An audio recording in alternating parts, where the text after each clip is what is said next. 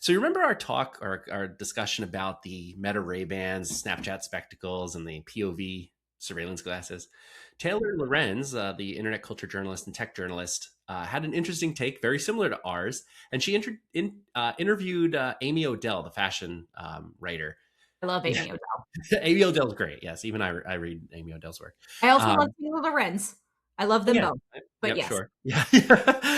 And she put this video out during her interview with Amy Odell called "Why Smart Glasses Feel Different This Time." And her take was a bit different than our take. Her take was a bit about how this summer, the introduction of Kylie Jenner to be wearing the Meta Ray-Bans basically makes her this new, what Mark Zuckerberg calls Kylie Jenner a fashion icon in order to represent these glasses, because they will bring in a new generation, a new set of consumers who will wear them more proudly. Whereas I was under the assumption, or at least under the belief, that like these glasses are just a no-go. They're not gonna work out, even though they do look cool, as we talked about. But I do not see these glasses, any surveillance type of POV lenses, being like a thing. But it seems like specifically New York City or even Los Angeles, like these places in particular, are like more fashion friendly towards these things. And I just would love to ask you a question about, I don't know enough about Kylie Jenner, or even I would not personally call her a fashion icon, but Mark Zuckerberg did. And so it was a specific choice to choose Kylie Jenner. And I would like to understand why Kylie Jenner represents the right brand sponsor for this. She's 100% the right brand sponsor for this, right? So Kylie Jenner is a fashion icon. So I don't know how much you know about the Kardashians as a whole, right? But the reason why I'm saying that, I'm not saying that from like a fashion POV. I'm saying that from a marketing stance. Kylie Jenner is the right person to hawk these terrible glasses. See, you're gonna have to explain that to me, because of course I know the Kardashians. I used to work in reality TV, but I know the Kardashians are like Pokemon cards. I just missed it. Like, this is just a part of culture that isn't really my focus, even though they are like the substrate that makes up culture itself. As you and I both know, the term influencer in terms of platform style was first used on the Kardashians after it was used on animals. This is written in Taylor Lorenz's book, Extremely Online. So the Kardashians do represent like the basic framework of what you and I, and my students study in terms of like internet culture itself. But I don't know the siblings. I'm not clear what each brand they represent or what they do, but I know they're very, very wealthy as a result of it. But that's my. Okay, it's actually wild that you study this and you missed this Kardashian boat, but like, buckle up, because here we go. So, the TLDR of the whole situation, the Kardashians invented reality TV as we know it today, right? It was something very different. It was more Survivor, Fear Game Factor. show. Yep. Mm-hmm. Yeah, show before. And then you had things like Big Brother, right? The whole thing. Which is still a game show. Yeah. Crazy. Yeah. Survivor's still on too. Why? But then Ryan Seacrest came along, met Kris Jenner, Keeping Up with the Kardashians started. That's the whole thing, right? They're famous for being famous. There's not actually a real reason. You could get into the Kim Kardashian sex tape situation. I would argue that's not actually really it, though. And their cultural impact has been extreme because, yes, they invented reality TV and being famous for being famous. But because of that, they also invented the modern day influencer as we know it, right? So they were the ones that showed influencer marketing and brand partnerships on the social media level could be successful if you had the fame for it and people just wanted to look like you. Now, there's good and bad to that, I will say, right? When Kim Kardashian came along, it wasn't really cool for millennial women to have curves. And Kim Kardashian came along. She is that. She idealized that. So to a very, very thin baseline level, that started to change. It's also terrible. They hawked terrible things for money. They have zero backbone. They will take money wherever they can get money. Uh, bad, right? The best example of this is Kylie Jenner. If you look at her as a kid, there's nothing wrong with her as a kid. She was beautiful. She was gorgeous. She should be herself. But why she's successful and arguably more successful than any of her siblings to date is that it's like if you asked AI to create a photo of Kim Kardashian and it AI'd itself, and that is Kylie Jenner, right? Oh, huh. She Okay. is literally almost a perfect version of Kim without any of Kim's identifying features. Is that thing where AI does where it like changes everybody's nose Yeah, and face softens it structure. down, yassifies it. Yeah. Interesting. That's how she became one of the richest ones of her sibling. She was the billionaire before any of the other ones were. And she made that off of lip kits that she hawked to the youth, saying that she did not have plastic surgery. She was just overlining her lips. Well, guess what? She had plastic surgery. She had lip filler. Turns out the whole thing was a lie. That did not stop her from being incredibly successful. So now she has her fashion brand Kai, which is not for everybody. If you're into wearing a PVC dress that shows your cleavage and you say that's how you pick your kids up Is that from what it looks like? T-ball, Okay. yes. um, and then she just announced a partnership with her brand Kai with Frankie's Bikinis. Um, like all the celebs are doing right now with lingerie lines and swimsuit lines and stuff like that. So she created a fake version of herself and then made money off of it, which is, Kris Jenner Playbook 101. And arguably the current day Kardashians show is just a massive media platform for Kris Jenner to showcase all of the brand partnerships that her children participate in, which makes it incredibly powerful. But then each one of them is segmented to a different audience, right? So you follow Kylie if you're a younger teenager to mid 20s. Well, they've been documented on TV since they were like little kids, right? So Mm-hmm. they're like, okay, so they basically their audience grew up with them Mm-hmm. in many ways. Okay, so Like that's Harry Potter. where, yeah, interesting. Yeah, what an interesting way to look at it. It's like it's almost like the Potter series, but like Never ended. they're still alive and they're not fictional, or I guess arguably not fictional. So then why? So the choice of Mark Zuckerberg when he's using these glasses that are like, as we talked about, highly problematic, particularly dangerous to young women, like particularly dangerous to like anybody who might be in a public space where somebody might be taking advantage of them for their own social media needs. Um, they were really aware that the Kardashians would represent the idea of influence. But why Kylie for these glasses that is problematic to people in her age group? Like, why is that the thing? Why is she an icon according to Mark Zuckerberg? Welcome to my thoughts. Okay, so I have a few takes on this. One, it's very clear they're targeting younger generations based on the sister they picked. And two, if you look at the younger generations, this is a problem for me, a marketing person. Meta's targeting ability, phenomenal. We've talked about this. Yes. Yep. Younger generations are moving away from these platforms. They're not on Facebook and they are slowly moving off of Instagram. They are going to places like TikTok and Snapchat.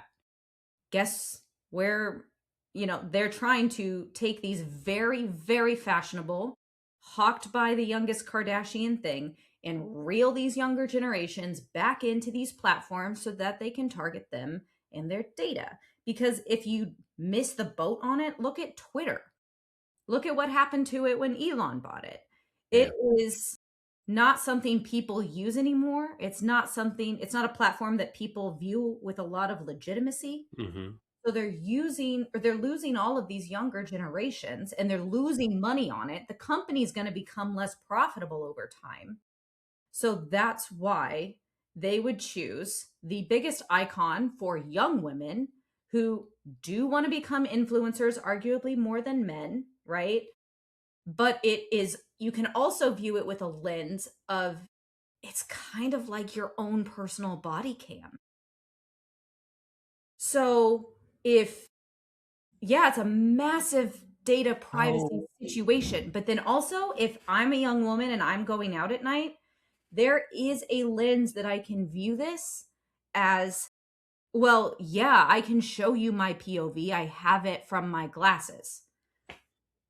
so oh yeah, it's a really good point, right? So this is kind of like the aestheticization for women off of POV experiences, right? So like men, Taylor makes a point in her video to basically say like the idea of POV as an aesthetic in terms of like portability comes from GoPro. And it was like a head mounted device, right? But Amy Odell makes a really good point where she says, but GoPro was always represented or at least marketed as gear. It was always like something that wasn't really an aesthetically thing. It was like something you bring when you're camping. You bring the gear with you, so it's always there.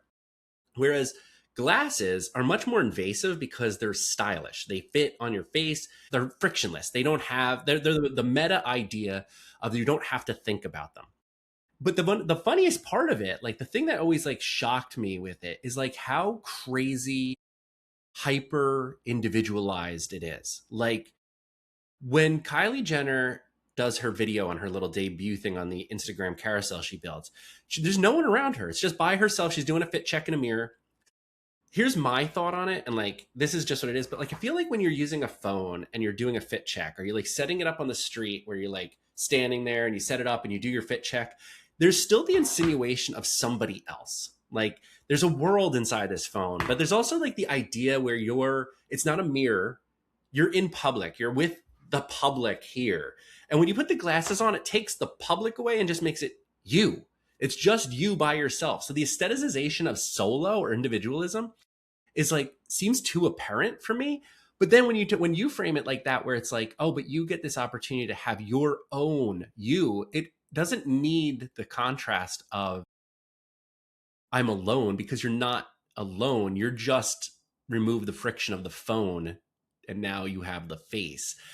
It's just such a weird thing. I keep going back to the idea of like these glasses are invasive, like, and especially to young women. But I want to hear your thoughts on like, but if marketed to women, is this a trick? Is this like, I mean, all marketing is, but I mean, is this like, are they, is this bad? Yes. Yeah. It is terrible. It is not something that is, I don't know, I don't feel great about it. When I see people out in public with them, I don't feel um safe is the wrong word, but I don't feel like my privacy is protected, right? There are things that I do to make, I never post in real time, right? I don't like that. That makes it very easy for people to figure out where you are at any time. And as someone that has, stopped using certain dog technologies because they live track a walk, and then people have come and found me to meet Rudy, I refuse to use that. That's not safe for him or for me. So, um it's not safe from a location, like personal safety perspective. It's not safe from a privacy perspective. It's This is a bad thing. And I can't find the good in it enough to say, well, here's its redeeming qualities. It's just a piece of technology for a massive platform to track you and learn more at the detriment of you and everyone you're.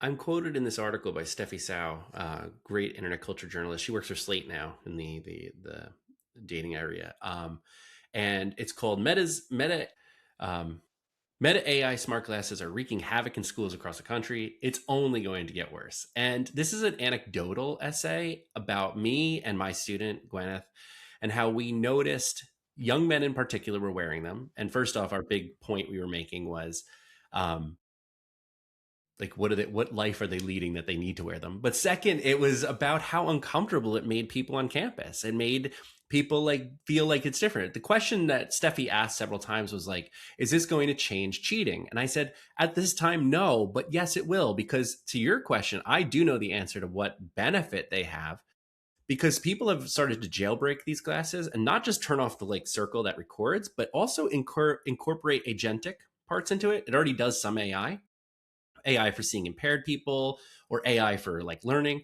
But basically, you can, I think we've talked about this, but you could turn off your mind and let the glasses see your world and then give you an agentic summary later. So there is use cases for it, but in this case, that use case requires gobbling up data, just gobbling data everywhere. And it's like, that's the thing that you and I always talk about, which is like, what data doesn't Mark Zuckerberg have? And what he doesn't have, just like with the metaverse and the goggles, we talked about this when we were a decade ago, is he doesn't have your height. He doesn't have where your eyes actually look. He doesn't have head motion, because 2 dimensions don't give enough data, but the body gives more data. So agentic or not, it's capturing 3-dimensional reality to reproduce it in an AI space. And I think we all know by now what it does to women, you know? So it's just, to me, it's just one of those things where it's like, I know you say that Kylie doesn't have any, or the Kardashians maybe generally don't have that many scruples to the brands that they choose. But this seems like it's something that like feels a little unhealthy in terms of like what young people would be interested in, you know? Well, that's their key demographic. The Kardashians hawk the unhealthy thing. Mm-hmm. And then we learn. Yeah. They don't have any scruples. So yeah, they're the perfect people. Years ago, Kendall was hired by Pepsi to do a tone deaf ad during a protest. And this seems fairly tone deaf by Kylie, the younger, but not as offensive, I guess is the way to put it, because it's more fashionable, if that makes sense. Okay. Yeah. So in other words, it fits the brand, even if the brand is harmful. Kardashians as a brand withstood the Pepsi controversy and came out relatively unscathed. The power of that brand is so insanely strong that it can withstand something like that, where if it was anybody else, they never would have been able to come back up. So there's another layer to this, which is that Kylie is the prime device and the meta glasses are secondary. Mm-hmm. I have a side quest question for you. Yeah. Are you concerned at all, being a professor and the appearance of these glasses showing up on college campuses? I know when I went to school, it was a big deal when they allowed, like, laptops in because they could record, right? There were a few classes that wouldn't allow laptops because they didn't want to be recorded. Are you worried about that at all, or do you have any concerns about that from students Yes, wearing glasses? very much. I mean, I have tenure now. I'm very fortunate, but if you can't tell, I can't, like, I teach a class that's 60 people and I can't see some of the people in the back row. And for all I know, they are recording me and broadcasting that out almost clipped wise right to their Instagram right afterward. I teach and I speak pretty off the cuff. I'm an extemporaneous professor. If you saw how many tabs, I think I have 45 tabs open right now. So I'm a tabs professor. I tab across, I open up tabs as we go. I've never said something cancelable, except once I said I insulted Mr. Beast during the height of Mr. Beast, and I was almost canceled then. But aside from that, it depends on the student. Anyway, but you never know what is the thing in which I speak about something that I get clipped out of context in the clipping space and go viral for that, because the glasses record it from a perspective that I can't actually see in terms of like surveillance, because it becomes so subtly surveilled that I can no longer tell what is or isn't being recorded. We have hardcore, almost all schools do, have very hardcore recording rules. But when you have a class of 60 students sitting in a big arc, it could be any one of them in the back, you know? So yeah, I'm consistently nervous about surveillance at all times. I'm also concerned about what I talked to Steffi about, which is that their agent is in their head and they're not paying attention, and they're just letting the agent record their day and give them summaries of what I said. So it's like, what's the point of them attending? Why don't they just leave their glasses on the desk? At that point, the body is unnecessary. And that's again when I think the end point of Kylie standing in that mirror by herself, looking at herself and no one around, is only a step away from no Kylie and just glasses. So it worries me. Well, I think we're very quickly my like, I don't know. I think we're evolving into a society that is either full of Wall-E humans, where they're all just floating around in the VR thing, super overweight and being fed junk food, and the robots do all the work. Um, or we're gonna end up, doomsday prepping in the wilderness, and there's gonna be no in between. You know what? You might be both right. Here's hoping for a better future. Keep our skepticism up. All right. Well, thanks for explaining that to me, Destiny. I had no idea. That's a missed thing. I'll pay attention to it now. So thank you. Well, I mean, I don't think I did a benefit to your life at all. I just gave you some more useless information, but Yeah, just more stuff to feel grim about. hopeless about. That's how Yeah. we do. All right. Like, share, subscribe, do all the things with Network Issues. We'll be back next week to discuss brand new dystopian topics.